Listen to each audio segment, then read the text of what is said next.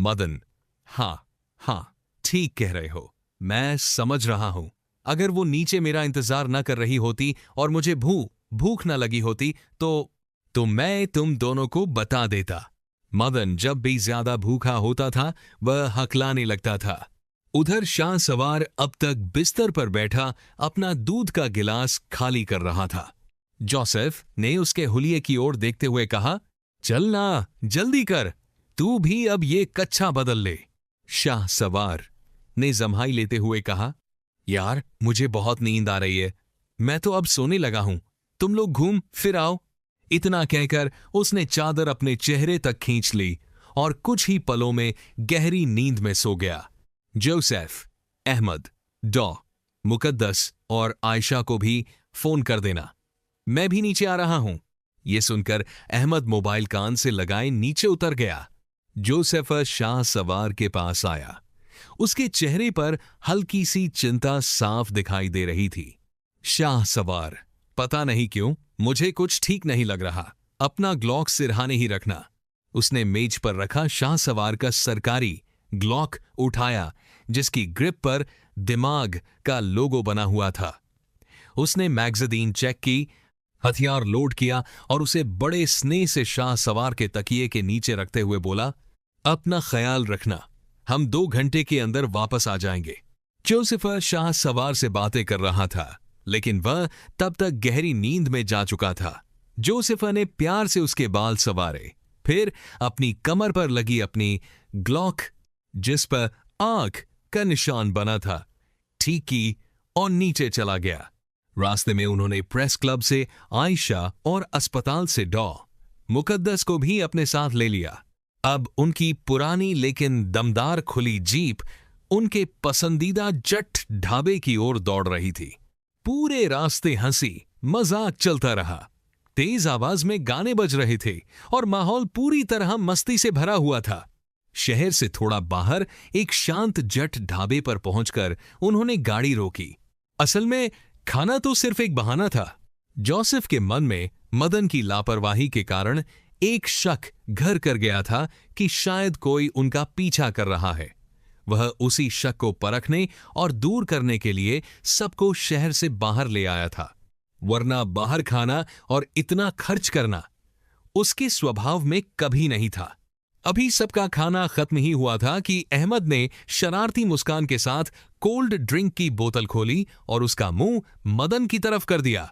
फरमान, फ्यश, सफेद झाग सीधे मदन के नए कुर्ते पर जा गिरा। मदन, ओ टेरी, अब देख मैं क्या कहता हूं। उसने तुरंत अपनी बोतल उठाई और जवाबी हमला कर दिया। देखते ही देखते पूरा ग्रुप एक दूसरे पर कोल्ड ड्रिंक छिड़कने लगा। हूर जोर जोर से हंस रही थी। आयशा अपने कैमरे को बचाने की कोशिश कर रही थी। हमेशा गंभीर रहने वाली डॉ मुकद्दस भी जोसेफ के ऊपर पूरी बोतल खाली होते देख मुस्कुरा उठी। हूर तो जैसे अपना बचपन फिर से जी रही थी।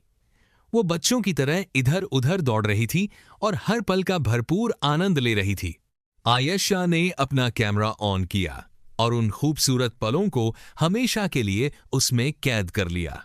कुछ देर के लिए ऐसा लग रहा था मानो दुनिया की सारी परेशानियां उनसे बहुत दूर रह गई हों। तभी अचानक आयशा के बैग में रखा मोबाइल फोन बज उठा। वह मुस्कुराते हुए फोन निकालने लगी, लेकिन जैसे ही उसकी नजर स्क्रीन पर पड़े नंबर पर गई उसके चेहरे का रंग उड़ गया। हेलो, उसकी आवाज कांप रही थी।